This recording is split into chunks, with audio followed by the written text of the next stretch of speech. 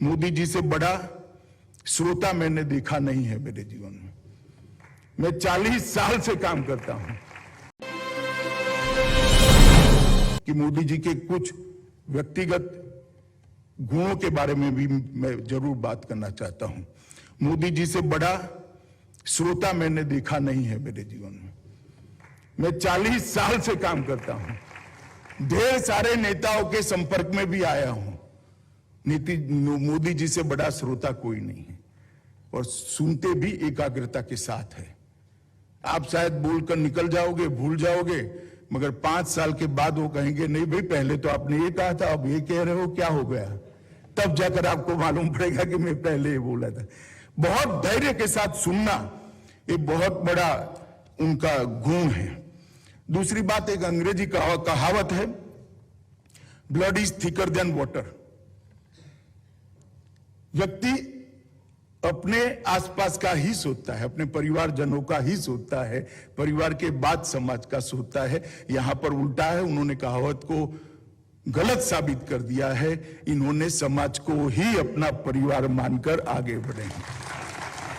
देश की राजनीति में ऐसा नेता दूरबीन लेकर भी ढूंढ नहीं पाते जिसके परिवार को कोई जानता ही ना हो, परिवार के किसी व्यक्ति का नाम कहीं पर किसी ने सुना न हो। तो blood is thicker than water, ये कहावत को मोदी जी ने गलत साबित किया है।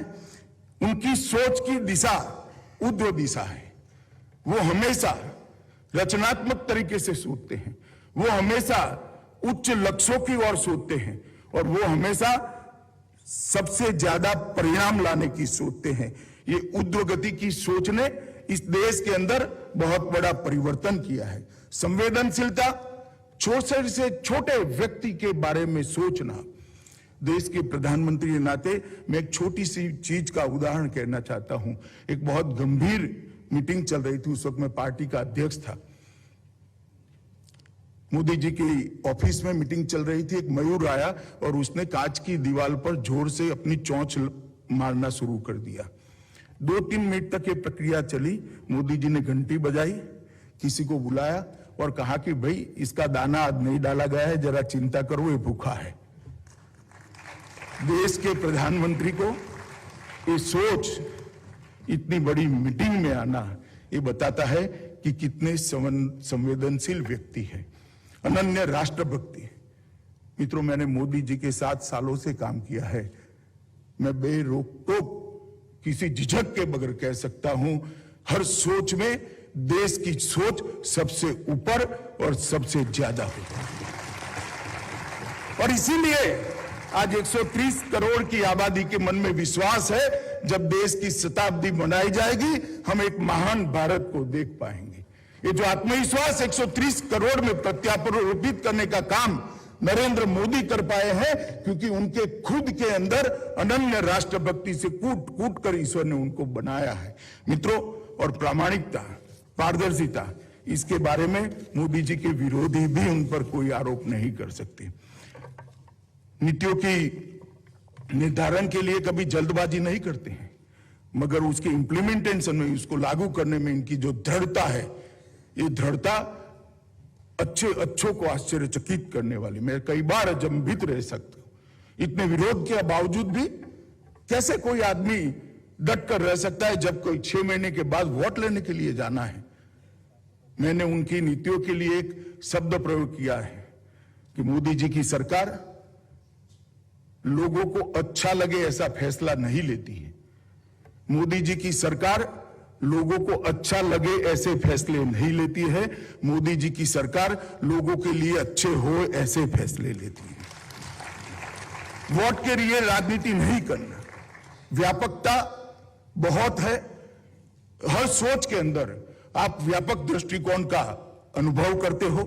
दलित, आदिवासी, गरीब और पिछड़ों के लिए अथाह प्रेम, अथाह संवेदनशीलता और उनके कल्याण के लिए सदैव समर्पित रहना, ये उनकी सोच की विशेषता है।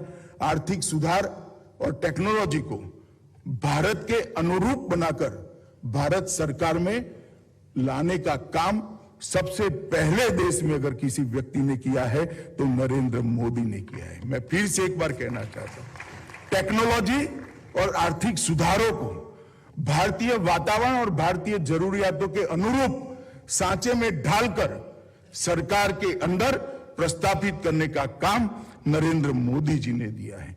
ये व्यापकता का अनुभव अगर किसी को करना है तो सुरक्षा के मामले में आज सोमवार को मोदी जी के विचार सुन सकते हैं, मंगलवार को ग्लोबल वार्मिंग पर भी सुन सकते हैं। महिला कल्याण पर बात करते हुए इतनी ही तन्मयता से बात करेंगे, पोषण अभियान के लिए बात करेंगे तो तुरंत स्टार्टअप पर ही इतनी विशदता के साथ वो बात करेंगे। गरीब कल्याण और नई शिक्षा नीति, आरोग्य और विदेश नीति। विदेश नीति के अंदर मैं जरूर कहना चाहता हूं, वैसे जयशंकर जी की उपस्थिति में कहना मुश्किल है क्योंकि मेरा नजरिया थोड़ा अलग प्रकार का होता है, परंतु भारत की विदेश नीति और भारत की रक्षा नीति के बीच में बड़ी घालमेल चल रही थी। कभी भारत की रक्षा नीति विदेश नीति की परछाई से बाहर नहीं आ सकती थी।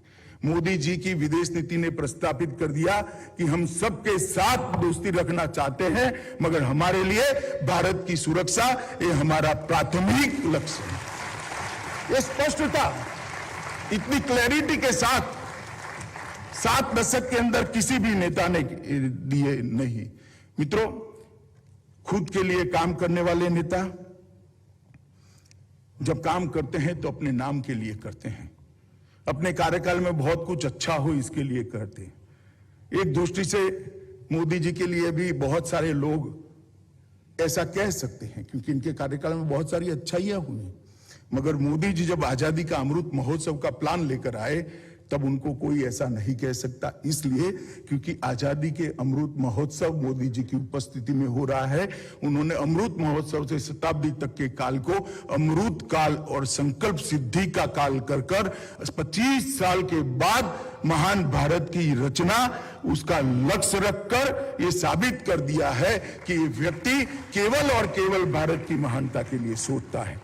मित्रों, कोई पारिवारिक बैकग्राउंड के बगैर, कोई अकस्मात के बगैर, कोई राजनीतिक उठापटक के बगैर एक व्यक्ति जनता का मैंडेट लेकर प्रधानमंत्री बनता है। बार बार चुनाव में जनता उनको अनुमोदन करती है और उसके बाद में वो फिर से एक बार प्रधानमंत्री बनकर आता है, तब स्वीकारना पड़ेगा कि भारत की जनता ने मोदी जी को स्वीकारा है। भारत की जनता मोदी जी को मन से प्यार करती है। मोदी जी ने आजादी के बाद हमारे पूरे देश के नेता भाषा की लघुता ग्रंथि से पीड़ित होते थे।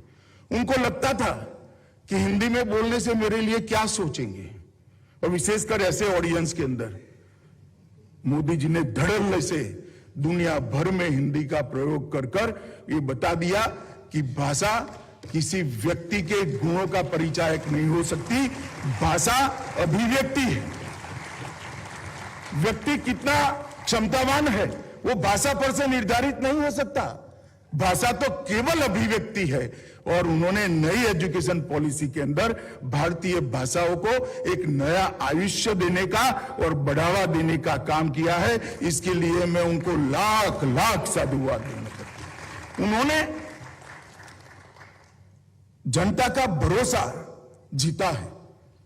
कोरोना काल था, सब लोग लॉकडाउन में अंदर थे, मैं गृह मंत्रालय जा रहा था, बाहर एक माई खड़ी थी तो मैंने गाड़ी रोक दी रकाबगंज गुरुद्वारा के सामने और पूछा, माई कोरोना का डर नहीं लगता, क्यों निकले हैं आप?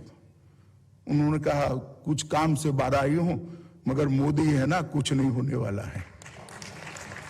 और मित्रों, शास्त्री जी के बाद मैंने पहली बार देखा कि कोई व्यक्ति कोई भी सरकारी आदेश के बगैर ये कह दे कि हम 24 घंटा बाहर नहीं निकलेंगे, हम आज दिया जलाएंगे, हम आज घंटी बजाएंगे, हम हमारे कोरोना वॉरियर का स्वागत करेंगे और पूरा देश एक नेता के कहने पर अपने आप को घर में बंद कर ले, ऐसी स्वीकृति शायद ही किसी नेता के भाग्य में है। ये भरोसा जो बना है वो कर्तृत्ववान जीवन के कारण बना है। ये जो भरोसा बना है ये निस्वार्थ जीवन के कारण बना है। ये भरोसा जो बना है अनन्य राष्ट्र भक्ति पर पर लोगों ने भरोसा किया है। इसीलिए मोदी जी आज देश के बिन विवादास्पद नेता है और दुनिया भी उनको स्वीकार करती है।